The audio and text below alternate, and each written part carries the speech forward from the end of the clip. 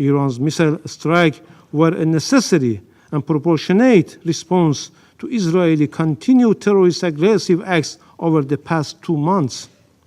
This includes the violation of Iran's sovereignty, the assassination of political leader of Hamas in Tehran, and the recent assassination of Sayyid Hassan Nasrallah, the leader of the resistance and Secretary General of Hezbollah. Iran launched the largest ballistic missile attack in history, justifying it as a vengeance for the elimination of Hassan Nasrallah. That is the reason. In doing so, they relinquished any deniability and claimed full ownership over Hezbollah's actions. So basically, they own the deeds of Hezbollah today.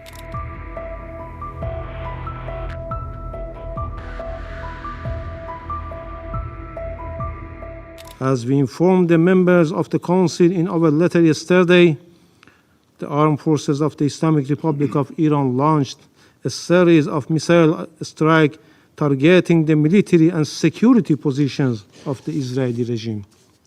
Iran's action was in full accordance with the inherent right to self-defense under Article 51 of the UN Charter, and a direct response to the regime's repeated acts of aggression against Iran, including the violation of Iran's sovereignty and territorial integrity during the past months.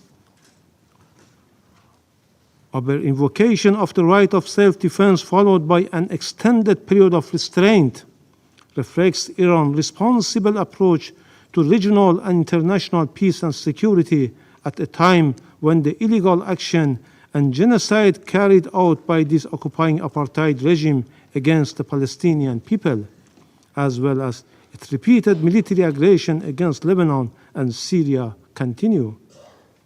Iran's missile strikes were a necessary and proportionate response to Israeli continued terrorist aggressive acts over the past 2 months.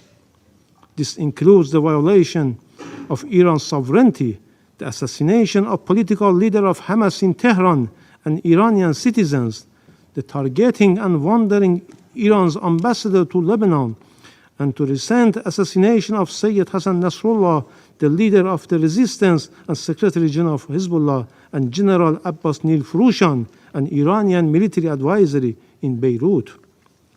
I wish to mention the key facts that clearly demonstrate Iran's action under self-defense is fully justified, lawful, and firmly grounded in international legal principles. On 31st July 2024, Israel committed yet another act of aggression by assassination Mr. Ismail Haniyeh, Hamas political leader and the former Prime Minister of Palestine, while he was an official guest of the Iranian government in Tehran.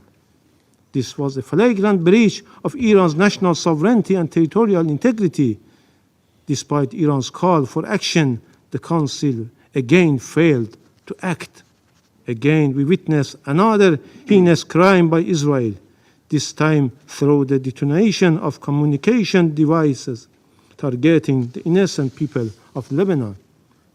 A larger number of innocent civilians were killed and injured, including Iran's ambassador to Lebanon. This was yet another manifestation of state terrorism. Following, Israel carried out a blatant act of terrorist aggression using US-supplied thousands-pound bunker busters to assassinate Sayyid Hassan Nasrallah, the leader of Hezbollah, and a symbol of resistance against Israeli occupation and aggression in Lebanon.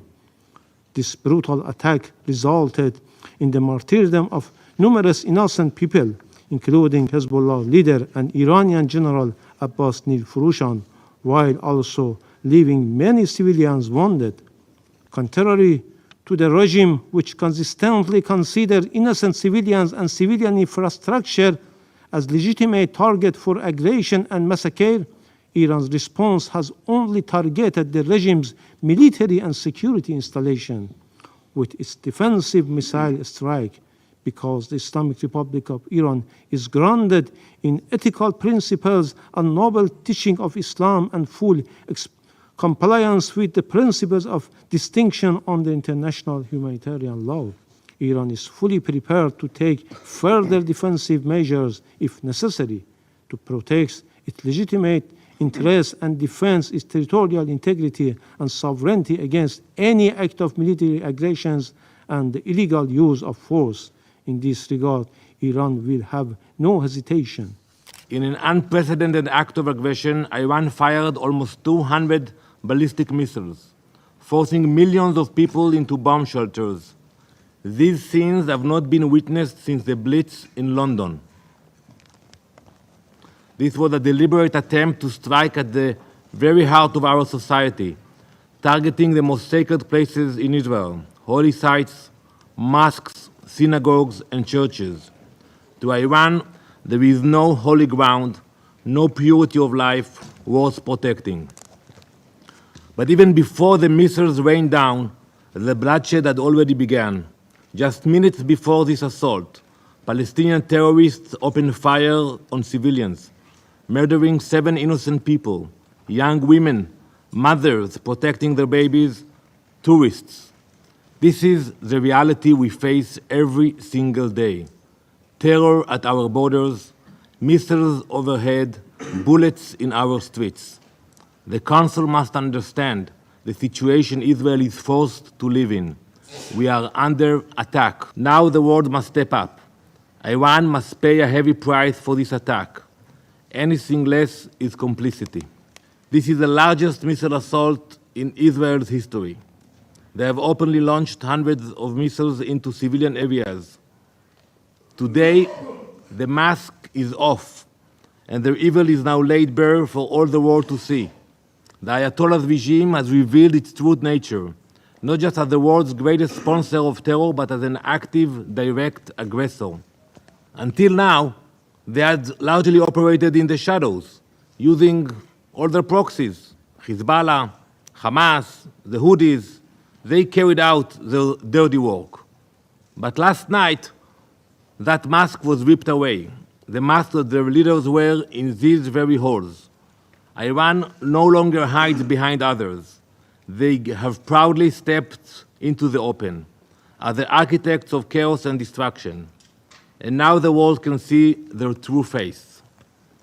Iran launched the largest ballistic missile attack in history, justifying it as a vengeance for the elimination of Hassan Nasrallah. That is the reason.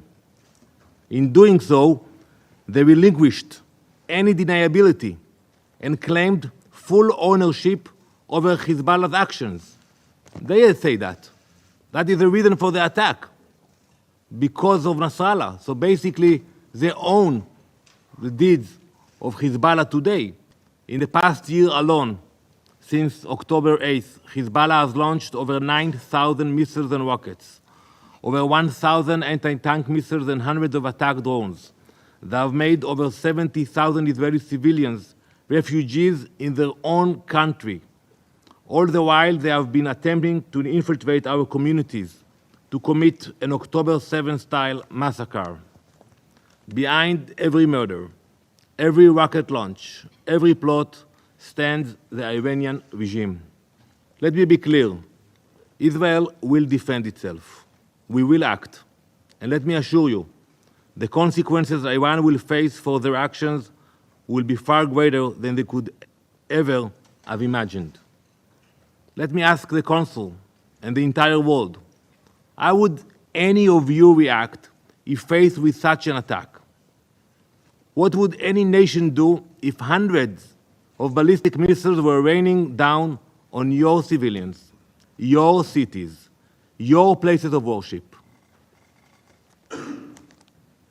The scale of this attack is unimaginable, and yet Iran is determined to escalate further.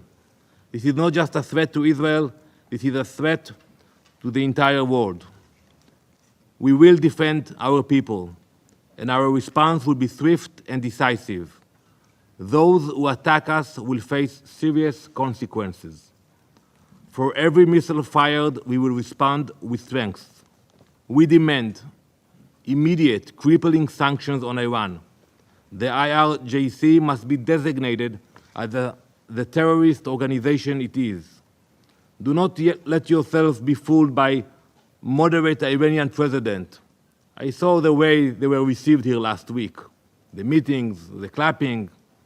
Iran's policy is dictated by its supreme leader, Ayatollah Khamenei. And under his rule, the regime has grown more aggressive and murderous than ever. Iran's true face is one of terror, death, and chaos.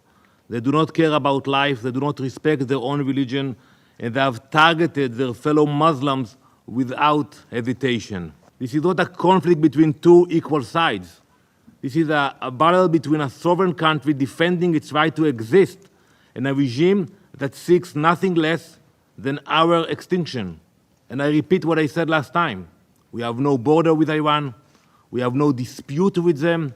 Ask yourself why they spend so much money and energy to build those rockets and to attack us. What is the reason behind it? In this coming year, we will not stop until all 101 hostages are back at their families' tables. Let the world understand, Israel will defend itself, and we will do so with justice and strength.